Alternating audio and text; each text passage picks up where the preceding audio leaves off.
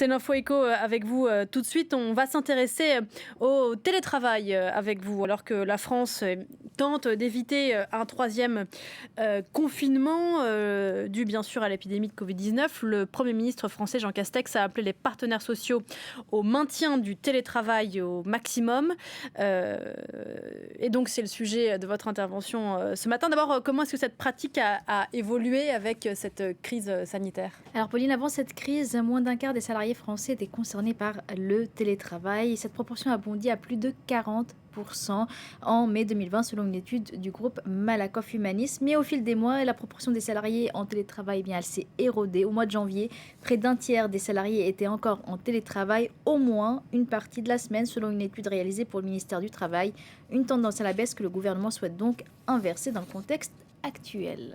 Alors voilà pour la situation en France. Le télétravail s'est également développé dans quasiment tous les pays touchés par cette pandémie. Et on va prendre l'exemple notamment de l'Italie, de l'Allemagne et des États-Unis. En Italie d'abord, avant la crise sanitaire, le télétravail ne concernait que 5% des salariés.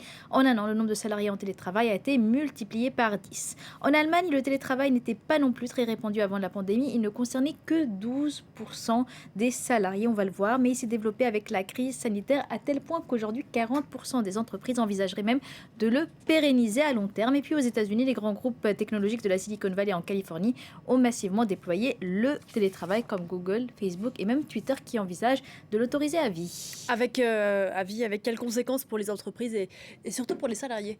Alors, des études ont été menées pour évaluer l'impact sur la productivité et les résultats ne sont pas toujours le même. Ils varient d'une étude à l'autre. Il y a d'abord ceux qui argumentent que les télétravailleurs sont plus productifs car ils ne sont pas constamment dérangés au bureau. Mais d'autres études mettent en garde aussi contre les risques liés au tout télétravail. C'est le cas par exemple d'une étude du Conservatoire national des arts et métiers en France qui prévient que lorsque l'entreprise est à 100% en télétravail, la productivité peut baisser de 20%. Et puis le télétravail peut aussi avoir un impact sur les salaires. Les salariés des groupes américains de la tech qui demandent à être en télétravail tout le temps et donc à résider ailleurs qu'au sein de la très chère Silicon Valley, eh bien eux voient leur salaire diminuer dans certaines entreprises. Et puis, il y a aussi les conséquences psychologiques pour les salariés, dont certains font part d'une forme de mal-être. Un télétravail, Link, a aussi des conséquences sur l'immobilier. Oui, conséquences d'abord sur l'immobilier de bureau. On l'a vu au quartier des affaires de Paris-La Défense, la fréquentation des salariés a baissé de près de 40% après le premier confinement. En revanche, des sociétés de location touristique se sont mises à proposer des espaces de télétravail en groupe ou de coworking. Reportage de nos confrères de France 2. Geoffrey Hbia gère des locations pour les touristes, comme ce logement à Paris. C'est un appartement qui a totalement été refait à neuf. Donc là, le propriétaire a mis un leaking size. Des logements loués sur des plateformes de réservation. Mais avec la crise sanitaire, peu d'activité. Beaucoup moins de touristes, moins de voyageurs professionnels. Et on s'est dit, pourquoi pas proposer à des gens qui sont en télétravail. L'opération prend moins d'1 heure. Et voilà la métamorphose.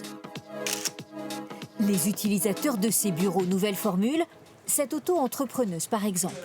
À mon domicile, c'est pas possible. Mon mari travaille également à mon domicile. Il a des réunions toute la journée. Et donc, je ne peux pas offrir à mes clients un espace de calme. Ce bureau coûte 160 € la journée. C'est vrai que c'est un investissement. Ceci dit, je décide le jour pendant lesquels je prends l'appartement, les jours pendant lesquels je ne le prends pas. D'autres sociétés réadaptent leur activité. Avant la crise, ce chef d'entreprise proposait des salles de réunion à la location. Désormais, il met à disposition des places de coworking à des télétravailleurs comme cette auto-entrepreneuse qui veut développer son réseau. C'est pas juste une question de se poser, d'avoir un espace, c'est vraiment du coworking. Donc il y a un échange de pratiques, il y a des échanges humains aussi avec les personnes qui sont présentes. La place, 18 € la journée, prise en charge pour elle par Pôle emploi. Une opération pilote en faveur du coworking, symbole du développement des nouveaux usages au travail. Et quelques mots des marchés, Lynn, qui ne font pas de télétravail, quoique beaucoup en fait, si. Oui, Marché ils financier. sont en nette hausse ce matin. Les investisseurs sont optimistes concernant l'adoption du plan de relance aux États-Unis. Et puis l'apaisement est aussi de mise après la frénésie boursière qui a entouré le distributeur de jeux vidéo GameStop et le cours de l'argent. Le cours de l'argent qui repart à la baisse ce matin. Vous le voyez, progression de 0,82% pour le CAC 40 à Paris, 0,67% de progression pour le DAX à Francfort et un petit 0,16% pour le FTSE à Londres. Merci beaucoup, Lynn. C'était l'Info Éco. À demain.